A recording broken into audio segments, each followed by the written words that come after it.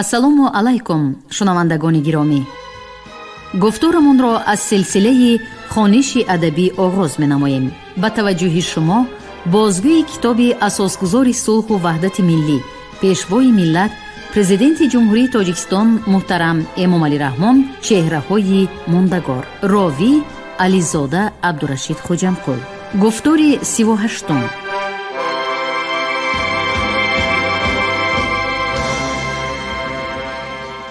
ابوالقاسم فردوسی،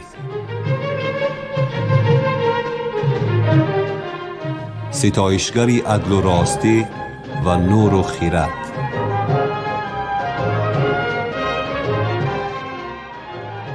شاهنامه اثری جاویدانی است و هر سطری آن از زمینه ملی، از سرگذشت و کارستانی مردمی آن، از زندگی واقعی بیرون آمده است و بنااً شعر فردوسی شعری اصیل و راستین است.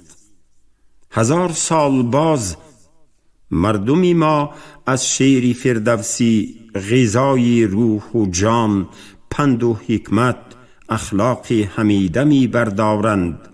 به هر دردشان دوا، به تنی رنجورشان شفا می یابند.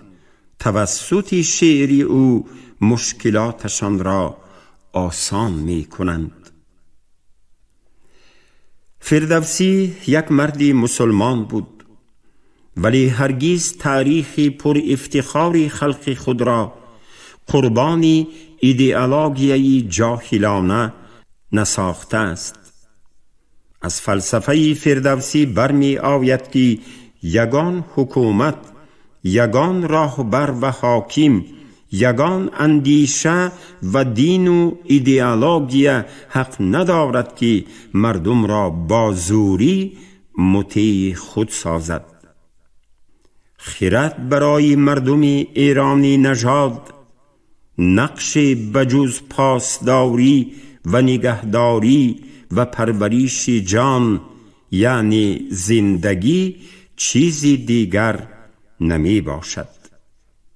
آزردن جان و همراه با آن آزردن خرد و اندیشه بدترین گناه و شر است.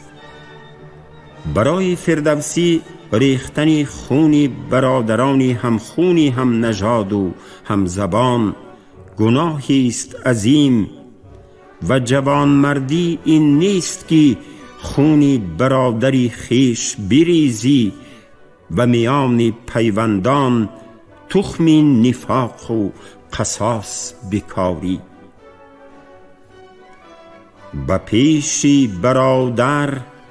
برادر به جنگ نیاید اگر باشدش نام و ننگ.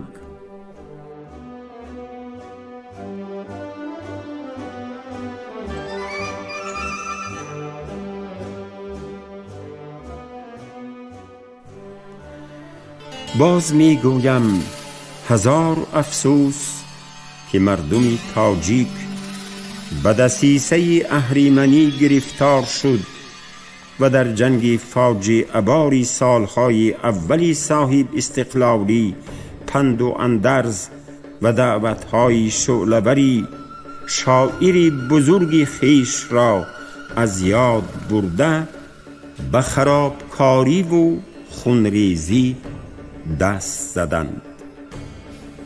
اکنون باید به خود آییم و گناهی همدیگر را ببخشیم.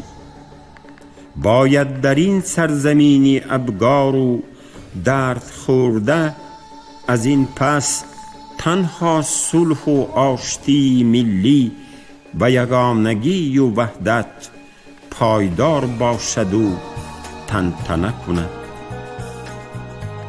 فردای درخشان و خوشبختی و نیکنامی ملت ما تنها از وحدت، یگانگی و یک زبانی و مصالحه ملی وابسته است و اگر ما این کار را نکنیم روح و ارواح بزرگانمان و خصوص روح فردوسی جاویدان از ما دامنگیر خواهد بود. اگر ما بخواهیم که جاویدان در این سرزمین روح فردوسی را زنده و پاکیزه نگاه داریم و خود را وارث واقعی او بدانیم، باید همه اندرس‌های او را حفظ نموده طبق آنها عمل بکنیم. بهر آرامش و آسایش، وحدت و یگانگی و پایدار گردیدن صلح به جان بکوشیم و نگذاریم که میان ما تخم نفاق و کینه بکارند و برادر را به قتل جان برادر بفرستند. همان طوری که فردوسی بزرگ فرموده است: بیا تا جهان را به بد نسپاریم، به کوشش همه دست نیکی بریم. از این پس به خیره مریزید خون، که بختی جفا پیشگان شد نگون. امروز قلمرو زبان فارسی در مرزهای یکچند کشوری مستقل خاورزمین و نفوس فارسی گویان در بسیار کشورهای اروپا و امریکا پهن و پریشان است و فقط نابغه های چون رودکی و فردوسی توانستند حتی 1000 سال بعد از سر خود همه ما را گردی همارند. این گردی همایی محفلی عقل و خرد و فراست و بشردوستی است. آن که با سحر سخن ملک عجم زنده کرد نمیرنده است، همان طوری که خودش هم باور داشت. بناهای آباد گردند خراب، بناهای آباد گردند خراب، ز باران و از تابش آفتاب. پیفکندم از نظم کاخ بلند، که از باد و باران نیابد گزند. نمیرم از این پس که من زنده ام، که تخمی سخن را پراکنده ام.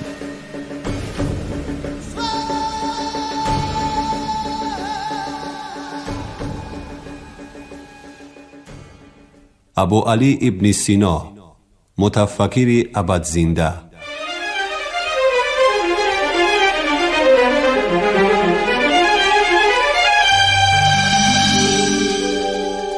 شیخ الرئیس ابو علی ابن سینا یکی از بزرگترین فیلسوفان، عالمان، طبیبان و ادیبان تاجیک و فارس بوده، در رشد و کمال تمدن جهانی سهمی برجسته دارد.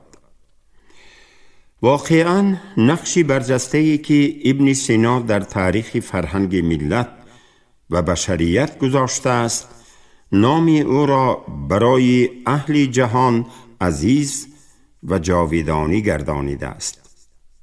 به شرافت آثار ابد زنده خویش ابن سینا امروز نیز همزمان و هم قدم جامعه بشری می باشد، زیرا حکمتی که انسان را به راه راست و خودشناسی واقعی هدایت می کند، با گذشت زمان ماهیت و ارزش بیشتر پیدا می کند.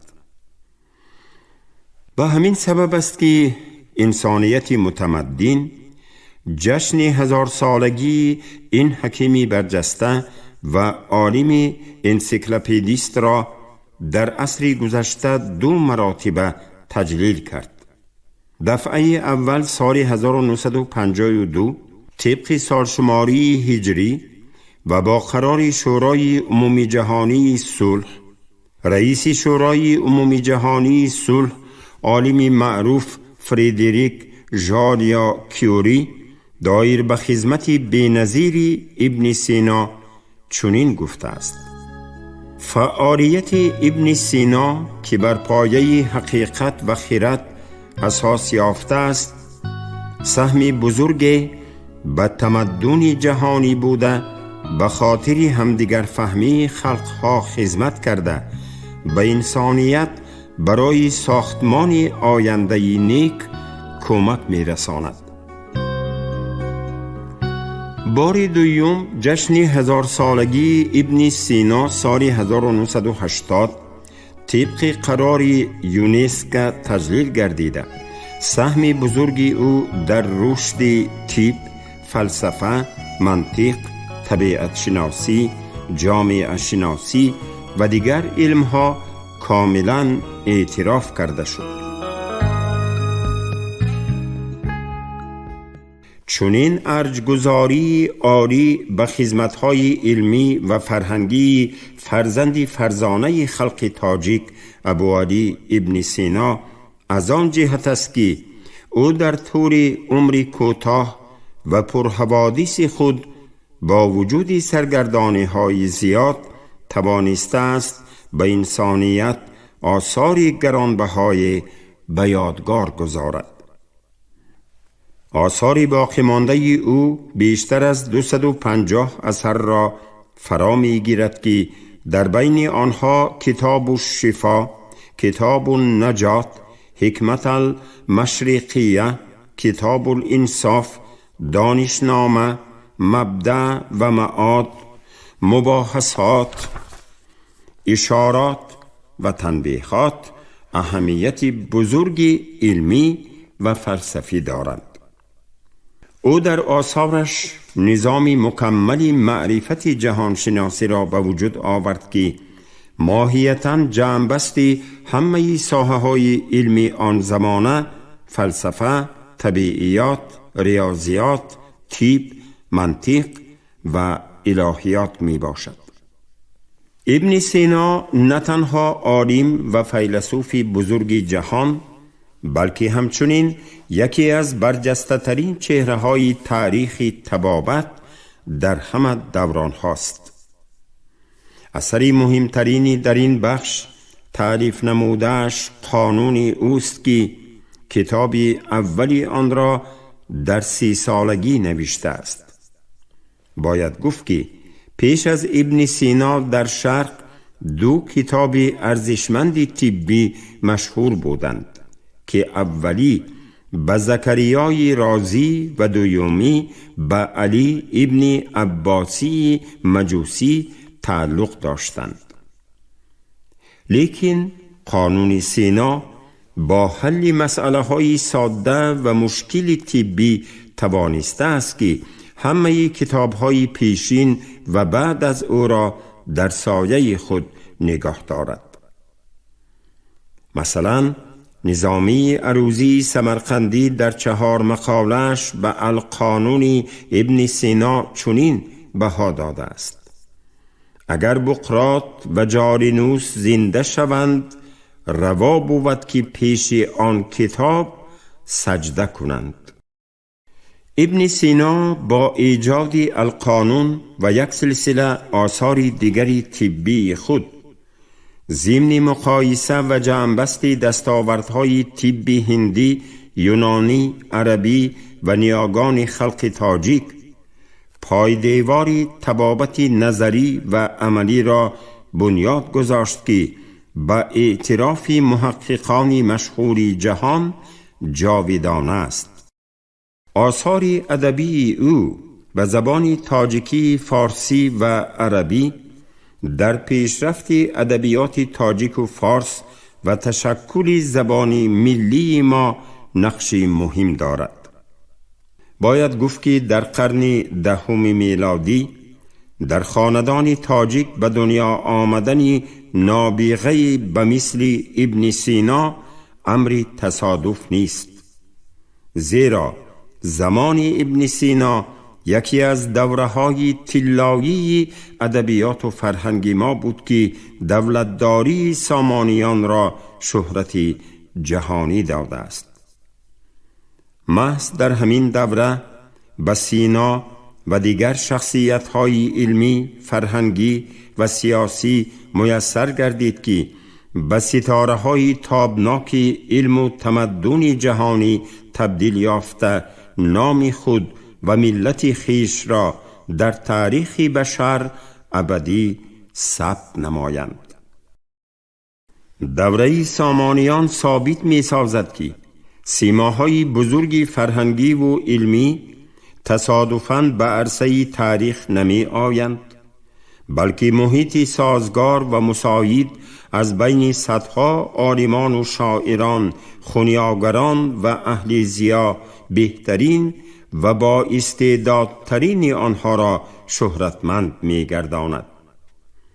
ابن سینا نیز از استادان دانشمند دوره سامانیان درس آموخته، من بعد با ذهن فوق العاده و زحمت‌های فراوان علمی و ایجادیش آثار گرانبهاترین طبی و فلسفی را به یادگار گذاشت.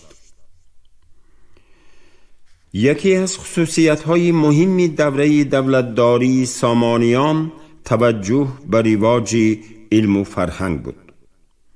ما می توانیم این دوره را به یک خزینه نادر مانند کنیم که بهترین و ارزشمندترین دور و گوهرهای معرفت را جمع آورده برای تکامل عقل و خرد بشریت استفاده نموده است. جهت دیگری افضلیتناک دولتداری سامانیان این پذیرفتن دستاوردهای علم و فرهنگ جهانی بوده شعاری دانش اندر دل چراغی روشن است کلی فرزانگان و اهل علم و فرهنگ را راهنمایی می کرد. محض چنین فضای آزاد باعث شد که فلسفه یونان با اندیشه های فلسفی مکتب های شرق میانه و نزدیک دسترس دانشمندان قلمرو سامانیان گردد و در زمینه آزاد فکری شعوبیه فلسفه ارسطو را به پایه بلند بردارد.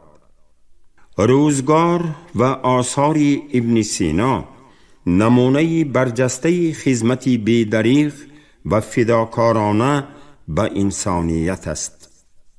او در تمام مرحله های زندگی خود، خواه در مسند وزارت باشد و خواه در جاده تعلیم و تعلیف و خواه در جریان طبابت، به هدفهای عالی انسانی و حقیقت علمی صادق ماند.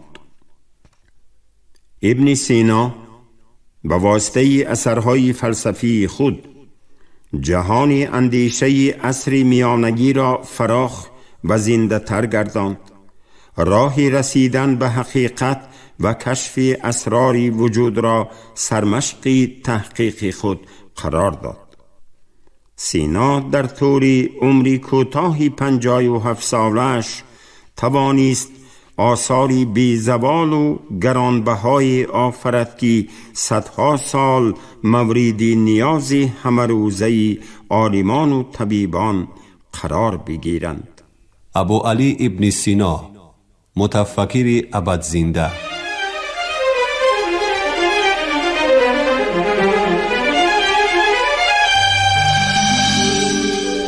من القانون را در نظر دارم که در قطار آثار بقراط، جالینوس و ارسطو در مکتب‌های عالی اروپا همچون کتابی درسی آموخته می شد. این اثری بی‌نظیر واقعاً هم افتخاری طبی جهانی بوده از زمان مورد استفاده قرار گرفتنش تا به امروز شاید به مقداری بیشماری بیماران عمری دوباره عطا کرده است و خواهد کرد. اثرهای فلسفی او مخصوصاً دانشنامه، کتاب الشفا، کتاب النجات، اشارات و تنبیهات، مبدأ و معاد، بر رشد فلسفه خلقهای شرق اسلامی و غرب تأثیر عمیق رسانیده، برخلاف تعصب و ارتجاع عقیده های دنیوی و آزاد فکرانه علم را انتشار دادند. شخصیت ابن سینا نمونه برجسته اراده قوی، روح توانا، جسارتی کم نظیر در مقابل همه گونه مشکلی های زندگی می باشد. هرچند او در انتهای دولتداری پادشاهان سامانی به دنیا آمده، جوانیش در ایام تنزل آن گذشته است، ولی توانست میراث بزرگی علمی و فرهنگی آن دوره را از بر نموده، عاقلانه و ایجادکارانه انکشاف دهد. روزگاری نامساعد بعدینه، تعقیبات همیشگی سلطان محمود غزنوی و گماشتگان او ابن سینا را پیوسته به فرار وادار می ساخت. ولی با وجود ناآرامی های دائمی زندگی، محبوسی و گرفتاری و مشکلات و محرومیت های دیگر، حتی نابود شدن دستنویس کتاب های نو تألیف کردهش، او از تألیف و ایجاد دست نکشیده میخواست برای آیندگان آثاری گرانبهای علمی به میراث گذارد. چنان که محققان فلسفه او قید کردند، در تعلیمات ابن سینا آید به هستی در برابر واجب الوجود یعنی آفریدگار، ابدیت ماده نیز اعتراف می شود. بنابراین مسئله مهمی دیگر در فلسفه ابن سینا که می توان آن را محوری اصلی هستی شناسی و نظام جهانی فلسفی وی به شمار آورد، فرق میان هستی و ماهیت است. در هر مورد ابن سینا سبب حادثه های عالمی طبیعی و انسانی را جستجو کرده، به هر مسئله از موقعی منطق و عقل سالم برخورد می نماید. حادثه های کائنات و عالم زمینی را در وابستگی تحقیق می سازد. ابن سینا نه تنها عالم توانا، شاعر متفکر، طبیب حاذق، بلکه سیاستمداری برجسته و محقق بزرگی اخلاق نیز بوده است. هرچند که از فعالیت وزیری او معلومات خیلی کم دسترس شده است، ولی یک موضوع روشن است که او در امور دولتداری علم و سیاست را با هم پیوسته برای جاری کردن نظام عدل و انصاف کوشیده است. محض به همین سبب اشخاص منفعت جوی و ظالم به نابود کردن او عزم نموده، این مردی پاک رو و پاک منیش را 2 بار گرفتاری حبس ساختند. رساله هایی که او در محبس تألیف کرده است، گواهی مبارزه های بردوامش برای تنتنه عدالت و خیرت می باشد. اندیشه های پرحکمت ابن سینا درباره سیاست، اخلاق و تشکیل و تدبیر عائله یک قسم مهمی آثار او را تشکیل داده، امروز نیز قابل توجه و استفاده می باشند. شیخ الرئیس درباره تربیه سیاستمداران نیک سریشت و فاضل که شهرداران را به کارهای خیر راهنمایی کنند، اهل جامعه را سعادتمند نمایند، همدیگر فهمی و متفقی را در بین مردم گسترش دهند، عقیده های سالم و آموزنده بیان داشته است. او برای نائل شدن به این مقصد تعلیم و تربیه را در عائله که آن را حوزه خرد ملکداری می حسابد وظیفه بغایت مهمی پدر و مادر می شمارد. عقیده های ابن سینا آید به تعلیم و تربیه در عائله و جامعه در زمان استقلالیت کشور ما اهمیتی خاصه دارند، زیرا در شرایط بنیاد دولت دموکراتی و جامعه شهروندی در برابر معیارهای بین المللی دولتداری معاصر ما عنعنه‌های ارزشمند تربیوی و اخلاقی را نیز باید همچون اصول غایه ملی استفاده نماییم. ابن سینا در اثرهای خود بجا آوردن احترام زن مخصوصاً مادر را از صفتهای مهم تربیه اخلاقی می شمارد.